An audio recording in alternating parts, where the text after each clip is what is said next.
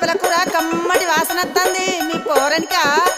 ఏ నువ్వు ఊకో బామ్మ, పోరడంట పోరడు. మా అన్నకు తీసుకుపోతున్నా. అదేందే మీ అన్నకు మీ వదిన తీసుకుపోతుంది కదా? గదొక్కటే తక్కువైందిగా.